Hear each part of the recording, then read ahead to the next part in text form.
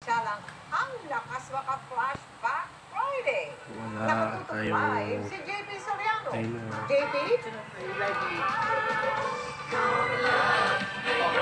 Well, Pasko na nga para sa mga Pilipino kapag lumabas na halimbawa si Jose Marichan sa ating mga components, sa ating mga streaming devices, o kaya pag meron ng mga Paskong pamilihan, at syempre kapag nakapamasyal na po kayo sa tinatawag na Christmas on Display o COD na narito po ngayon sa Cabuyao, Laguna.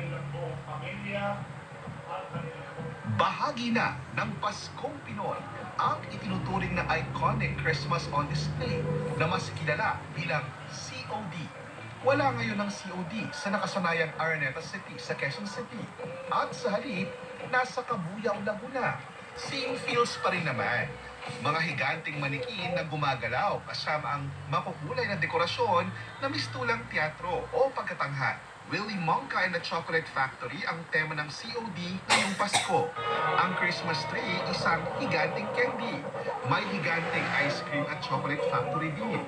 Imported man daw ang tema, Tatak Pinoy ang theme song. Composition ito ng artist mula sa Cabuyao. Traveling display ang COD na naipalabas na sa iba't ibang lugar sa bansa. Pero saan man daw ito mapadpad sa Pilipinas, mananatili ang Tatak Pinoy na kinagiliwan na ng maraming henerasyon simula pa noong 1960s. This is a timeless thing. The tradition lives on, it's carried on, it's passed on from one generation to the next.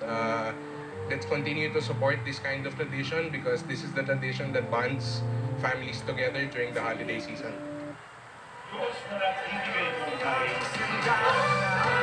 Dahil sa mga oras na ito, yung mga kababayan natin sa Cabuyao, Laguna, dumadalo po muna sa isang blessing, at nakatatapos lang po na isang misa. Pero anumang oras ay bubuksan na nga po ang COD dito sa Cabuyao, Laguna. At yan muna ang latest.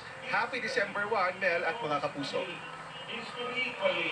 Happy December 1 din sa'yo. Maraming salamat, JP Soriano.